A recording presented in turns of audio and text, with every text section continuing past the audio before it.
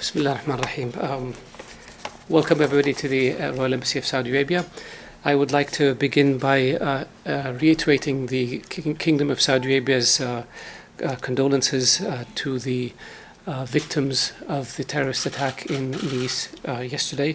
We reject in the strongest possible term this heinous crime in which many innocent lives were lost and many innocent lives were injured. Today, Saudi Arabia welcomes the release of the 28 pages redacted from the Joint Inquiry of Congress into the 9/11 events. We have called for the release of these pages from the moment they were redacted. We believed at the time that the Kingdom of Saudi Arabia cannot respond to charges emanating from blank pages. We stated in the clearest terms possible that the Kingdom of Saudi Arabia has nothing to fear, that the Kingdom of Saudi Arabia is determined to go after the terrorists, those who finance them and those who justify their actions. We were keen on finding out what was in those pages so that we can investigate and prosecute and hold those responsible for any wrongdoing. Since that time, the items in the 28 pages have been released in one way or another through leaks, through innuendo, through talks, and none of it has proven to be substantiated in any way. The 28 pages were reviewed by U.S. intelligence agencies. The CIA director, the director of national intelligence, came out and said that there is no involvement of the Saudi government or Saudi officials in the events of 9/11. The Senate Intelligence Committee did its own investigation, came to the same conclusion, and so the matter is now finished. And we hope that with the release of these pages, the aspersions that have been cast against the Kingdom of Saudi Arabia over the past 14 years will come to an end. And we hope that we can focus on moving forward in a cooperative way in order to go after the men, the money, and the mindset that represents a threat to your people and ours. Since the tragic events of 9/11, the Kingdom of Saudi Arabia has embarked on a series of major steps in confronting terrorism. We have reviewed our textbooks, we have reviewed our mosques, we have put in place financial control mechanisms that are unprecedented for any other country. We have shut down institutions that use fundraising in order to support extremist causes and terrorism. We have put in place laws to criminalize terror financing. We have detained a large number of people. We have prosecuted a large number of people. We have jailed a large number of people. We have put in place better systems in terms of looking at cash couriers. We have enhanced our counterterrorism capabilities to where today the Kingdom of Saudi Arabia is in the forefront of countries when it comes to fighting terrorism. We have fought Al-Qaeda in Saudi Arabia. We fight them in Yemen. We fight Daesh in Syria. We work with our allies, primarily the United States, but other allies, in going after the terrorists and those who support their actions. The Kingdom of Saudi Arabia has also led international efforts to mobilize the world against the scourge of terrorism. The Kingdom of Saudi Arabia was one of the first countries to implement a nationwide national awareness campaign against terrorism and extremism. We hosted the first International Counterterrorism Conference in Riyadh in 2005 that brought together over 50 countries and explores ways to most effectively fight terrorism. In the same year, the Kingdom of Saudi Arabia called for the establishment of an international counterterrorism center at the United Nations. We funded this center subsequently with about $110 million in order to strengthen the UN's ability to bring together the countries of the world in the fight against terrorism. The Kingdom of Saudi Arabia most recently also formed an Islamic alliance that comprises 40 countries to fight terrorism and the ideology that is behind it. We have an operations center in Riyadh. We have held meetings with our alliance partners in this area, and we are determined to continue to work to strengthen bilateral and multilateral efforts to go after terrorism and those who finance it and those who condone it. Once again, I think the Kingdom of Saudi Arabia is a victim of terrorism. Osama bin Laden's objective in attacking the United States was to attack the US-Saudi relationship. He believed that a weakening of this relationship would cause the Saudi state to be weak and more vulnerable to take over by terrorists and extremists. And his objective was not achieved, thank God. The Kingdom of Saudi Arabia is committed and determined to use all of its resources in order to go after the terrorists and to work with other countries to do so. Terrorism has no religion, it has no nationality, it has no ethnicity, it has no humanity. It is incumbent upon all of us to do everything in our power to defeat it. And so with that, I would like to stop here and take a few questions if you have any. Yes, Ian Talley, Wall Street Journal. There are a number of points in here just linking Saudi embassy contacts with Ian Talley, Wall Street Journal. There are a number of contacts made with embassy officials at the time in the report. Are you saying that this report fully exonerates the Saudi government? Absolutely. That's what they say. That's what the DNI says. That's what the director of CIA says. The Saudi embassy gets tens of thousands of visitors every year. Does it mean that the hijackers, by buying tickets on United Airlines, are in cahoots with United Airlines? Of course not. The 9/11 crime is probably the most investigated crime in history. For anyone to think that any leads were not pursued is really unrealistic. The US government agencies, with their tremendous responsibilities, have looked into this and have come to the conclusion that is very clear. There is no Saudi government involvement or involvement by Saudi officials in the events of 9/11. So I don't know how one can be more clear than this. Karen?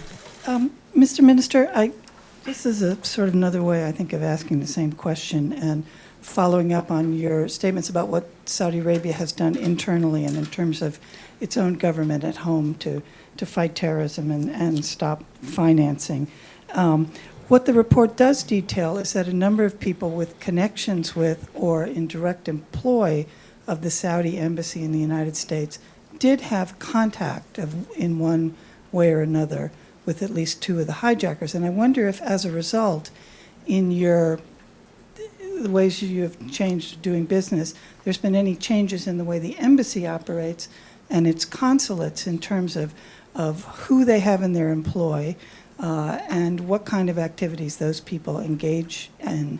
And as a separate question, I wonder if I could ask you to comment on the current talks in Moscow between the United States and Russia about a coordination of their counterterrorism efforts there. Do you believe that that will be good for the fight against the Islamic State in Syria?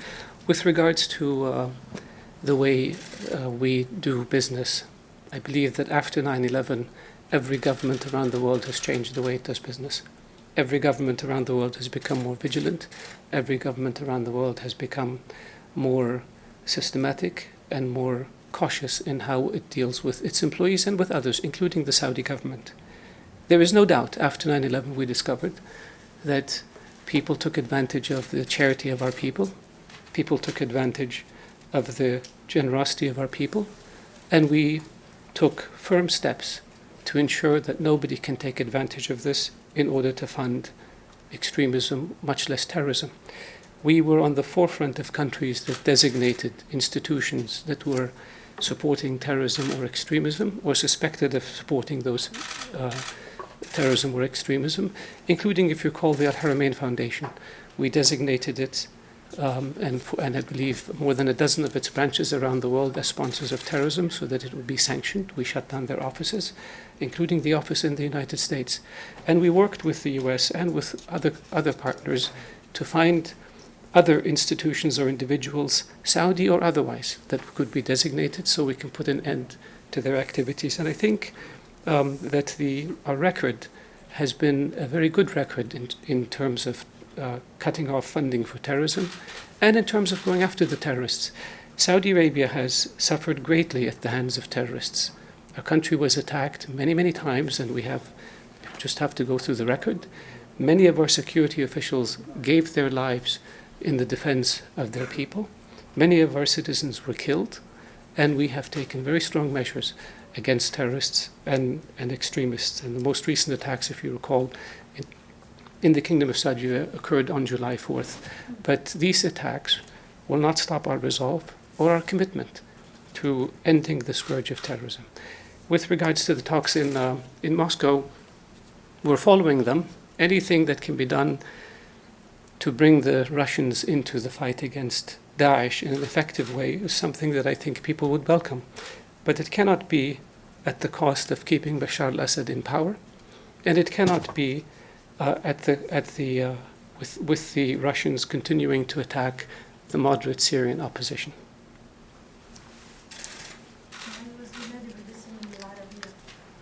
هل ترى بأنه أحد أسباب منع نشر هذه الوثائق هو المحافظة على سرية المعلومات الاستخبارية وطرق الحصول عليها؟ وهل توافق الرأي بأنه ربما نزع السرية عنها الآن أو الدفع بنزع السرية عنها الآن هو كان مسيس بالدرجة الأولى؟ لو تسمح لي ترجمها. The question was, do you believe that the classification of the 28 pages had to do with protecting sources and methods, and do you believe that the release of the 28 pages today has a political motive to it? بالنسبة لل 28 صفحة لا يوجد فيها سرية. ما تم نشره في 28 صفحة تم تداوله من أكثر من 12 سنة. فلا أعلم لماذا تم حجب هذه الصفحات. والمملكة العربية السعودية كما ذكرت طالبت من أكثر من 13 سنة بأن يرفع الحجب عن هذه الصفحات وأن تنشر لكي نعلم ماذا فيها ونستطيع أن نحقق ونستطيع أن نعاقب أي مسؤول أو شخص سعودي قد يكون له علاقة في 11 سبتمبر. ولكن التحقيقات التي أجرتها الأجهزة الأمنية في الولايات المتحدة وصلت إلى نتيجة أنه لا يوجد أي ارتباط بأي شكل كان من الحكومة السعودية أو من مسؤولين سعوديين في أحداث 11 سبتمبر. فيما يتعلق بنشر هذه الصفحات أعتقد أنه بالنسبة لوجهة نظر المملكة العربية السعودية هذا شيء إيجابي، لأنه الآن نستطيع أن ننهي هذه الصفحة من 11 سبتمبر ونستطيع أن ننظر إلى المستقبل وليس إلى الماضي. I was saying that the classification of the 28 pages was a decision that the US government made. The Kingdom of Saudi Arabia had called as soon as they were redacted for their release because we wanted to see what's in them. And I certainly don't believe that there's anything in them that should have been classified to begin with. And I can't speak to the motive behind the classification of those pages. The release of those pages is something we welcome because it puts an end to the mystery of what may be or may not be in the 28 pages.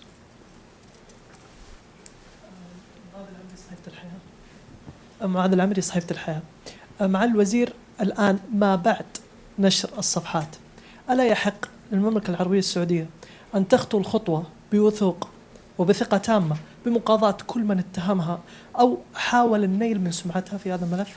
هذه الموضوع المرافعات أو من قبل حكومات ودول أمر في له جوانب عديدة وفي هناك أيضا تعقيدات كثيرة. المملكة العربية السعودية يهمها سمعتها، المملكة العربية السعودية يهمها أن الحقائق تظهر وتكون واضحة، المملكة العربية السعودية يهمها أن العالم يوصل لقناعة بأن ما كانت تتهم به المملكة لا أساس له، وهذا ما توصلنا إليه ولله الحمد. Yes, sir. Okay, both of you, one and then the other. Thank you very much, Minister. On reading the 28 pages that have been released, are you disappointed to see the degree of suspicion that existed within the US government about your government? The CIA, the FBI, and Congress all sounded extremely suspicious about what should be a close ally. I don't believe that it was extreme suspicion. I believe 9/11 was a major crime. It had a huge impact on not only the United States but the world, and it would be natural for people to try to pursue any lead, even if the lead is outrageous. So I can understand people wanting to pursue leads, and we welcomed it. We in fact cooperated with the US in pursuing any leads that they may approach us with. The 28 pages, when you read them, do not really reflect the views of, I believe, institutions such as the FBI or the CIA. I think there were some individuals or officials who were quoted, but I wouldn't see it as extreme suspicion. I think it was responding to charges or leads that were put before them. When I read the 28 pages, what comes through is even the Congressional Committee made it very clear in the text that we don't know. We don't know. We don't know. We don't have the capability to investigate. And then they handed over these leads or questions to the FBI and the CIA, which then conducted a thorough investigation and came out with the conclusion that there is no there. So I'm not disappointed. I think people were doing their job as they should, and the conclusions have come out. We had no doubt that there was no there in the 28 pages, and that's why we wanted them released. And if there was anything there, we wanted to be able to prosecute those who may have been responsible. But victims' families are welcoming this, saying that this is going to give them an opportunity now to further question the Saudi government. You say that there are, in fact, items in the report that say we don't know, that it was inconclusive. Given this fact that there sort of was no final determination in there about the reliability of the information, and the report also suggests, quote, there could be support for these terrorists within the Saudi government. How do you quell that sort of continued speculative? I think you're confusing two items. What you were quoting was in the congressional report. The subsequent investigations by the security agencies, the FBI and the CIA, that were very thorough, came to the conclusion that these concerns are not valid. These leads are not leads. These charges are baseless. And therefore, the conclusion was there is no involvement of the Saudi government or Saudi government officials in the events of 9/11. So that puts to rest the charges that people have levied against Saudi Arabia. But when the congressional, I'd like to make one point. Okay. When the congressional report says, we don't know, that's the conclusion of the congressional report, and then they handed it over to the security agencies who know and who investigated and who came to the conclusion that there is no there. So that's final. And with regards to as I said earlier, the 28 pages were used by people to cast aspersions against the Kingdom of Saudi Arabia and level charges emanating from blank pages. We could not respond to them because we didn't know what they are. Now they're out, and now we know that they were investigated by your own security services, who came to the conclusion that there is no involvement by Saudi Arabia, government or officials in the events of 9/11. So this should finally put to rest this matter. And I think my question is that I think that there are those in the United States, specifically victims' families, who feel just the opposite. So how do you counter that and continue to use this, perhaps even as a tool, to quell that sort of lingering suspicion, those who don't feel that it is definitive, we feel for the families of the victims, as we feel for the families of victims who have suffered from terrorism all over the world. There is no doubt about it. What they went through and what they're going through is very painful. And so they have our sympathy in this. But we can't convince everybody. The facts are here, and the facts say there's no involvement by the Saudi government or Saudi officials in the events of 9/11. So this should put to rest the charges leveled against Saudi Arabia. Are people still going to question it? There are still people in the US and around the world who don't think the moon landing took place. So, and it doesn't matter how persuasive one can be in order to convince people of it, but we have the facts, and the facts point in one direction, and the facts are very clear. The White House said there's no Saudi government involvement or Saudi officials. The CIA, the DNI, the FBI, these are all your security services and your political leadership. And I think that it would be stunning for me, for anyone to think that American security services would not pursue leads involving the murder of 3,000 Americans, 300%. Yes.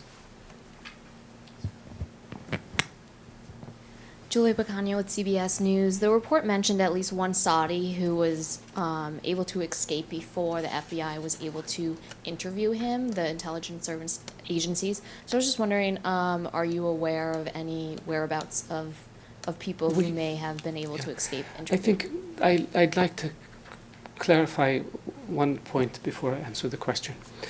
We should not confuse what's in the 28 pages with what was subsequently determined. The 28 pages were written 13 years ago or 14 years ago. What we read in them today is what people speculated, thought occurred back then.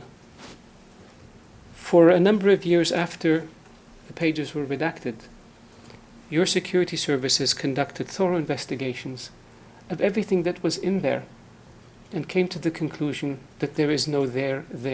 So when you speak about this individual and you say he escaped the country before they were able to question him,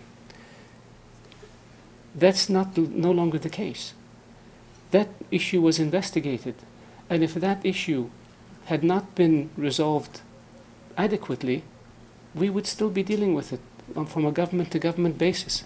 We have said to the US government then that if they have any leads or any questions, that we will work with them on getting the answers, and we have. And so I want to make sure that you are careful not to see what was published in the 28 pages 13 years ago and take the questions that are in the 28 pages and assume that they have not been resolved. Those questions have been dealt with in the subsequent investigations, and they have been found found to be without merit. Yes. My name is Yara Mayumi from Reuters. I'm going to move a bit from the 28 pages. Okay. If that's okay. I just wanted to go back to the attacks that your country suffered on the 4th of July. Do you have? I mean, I believe that the kingdom has said that it believes that they may be tied to Islamic State. Is there any concrete proof that Islamic State is in fact behind those attacks? Are you worried about more attacks of a similar nature, especially with regards to the one that happened at Medina? And how would you classify the threat that the kingdom is facing against Islamic State compared to the threat that you faced against Al-Qaeda in the early 2000s? Do you think this is a greater threat? Terrorism is a threat. Terrorism is a great threat. Kingdom of Saudi Arabia has been at the crosshairs of terrorist organizations. After 9/11, Al-Qaeda attacked Saudi Arabia before 9/11 and after 9/11. We were able to push back against Al-Qaeda, jail, capture many of their operatives and recruiters and fundraisers. With Daesh, we're also engaged in a battle with them. Their objective is to seize the holy cities of Islam. It's not going to happen. They're neither a state nor are they Islamic. They're psychopaths, perverts, criminals. They have no humanity, they have no faith. And the objective of the world is to destroy them. And we will. The Kingdom of Saudi Arabia has suffered many attacks by Daesh in the eastern province, in other places. Their objective is to try to light sectarian fires, and they have failed. Their objective is to destabilize the kingdom, and they have failed. We are determined to go after them and those who recruit for them and raise money for them, and we will prevail, God willing. So is it a threat? Of course it's a threat. Terrorism today is a threat to every country in the world, and terrorism can take different shapes and forms and different ideologies, but at the end of the day, the killing of the innocent is terrorism.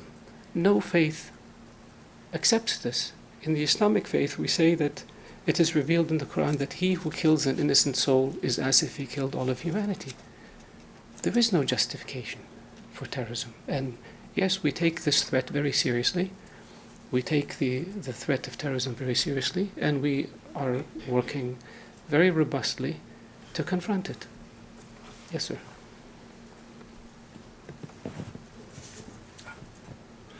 Do you have any comment on the coup underway in Ankara? I can't comment about something that is not clear yet, so we'll have to see how it plays out. The Prime Minister Erdogan... I can't speculate about something that Sure, I read I'm about not going to ask you about speculation. Yes. Prime Minister Erdogan said several months ago he was concerned about a coup. And if a coup were to occur, it obviously has wider ramifications outside of Turkey. So I am not going to speculate about events that are taking place in Turkey where the picture is not clear. And when the picture is clear, then you can feel free to ask me the question. Can I take maybe a last question? Go ahead. Given what came out in the report today, how concerned are you today about the JASTA legislation potentially going through Congress? Does this ease those fears at all for you all? Are we concerned about the JASTA, the legislation that would allow for this to see? Well, you said given what came out in the 28 pages. Nothing came out in the 28 pages. Everything that's in the 28 pages had been discussed and had been leaked and had been responded to over the past 12 or 13 years. So the surprise in the 28 pages is that there is no surprise. So that's one part. So I'm hoping that now that this is out, we conclude this chapter and we move forward and we work together in order to defeat the terrorists who are threatening your people and ours. That's our view. The JASTA legislation is really an American issue. The JASTA legislation, in weakening the principle of sovereign immunities, would complicate international relations around the world. The United States has the biggest footprint around the world, and the United States would then be subject to lawsuits all over the world for actions that are considered sovereign actions. I believe that virtually all countries in the world oppose a dilution of the principle of sovereign immunities for that very reason. International relations have been governed since the Treaty of Westphalia in the 1600s by the principle of sovereign immunities. A court in one country does not sit in judgments on the actions of another government. And that's how you maintain order. The diluting this principle turns the international system into the law of the jungle. And you cannot conduct the affairs of state in the manner in which you're supposed to conduct them. So this applies to every country, every government in the world, not just Saudi Arabia. How 28 pages relate to JASTA, you should ask somebody else about this. The 28 pages were used, as I said, to cast aspersions on Saudi Arabia. And everybody talked about, once they're released, it will show incontrovertible proof that Saudi Arabia is guilty, that Saudi Arabia was behind 9/11, that Saudi Arabia committed 9/11. Not true. The 28 pages don't reveal anything. The 28 pages, the charges that were in them were investigated by US security agencies. The conclusion was no involvement by the Saudi government or Saudi officials in the events of 9/11. I don't know what can be more clear than this. So that chapter hopefully will be closed now. The issue with JASTA is really an issue that involves international relations, that involves every country in the world. And I think that the US Congress is wise enough to recognize the potential dangers of this legislation. Thank you very much, everyone.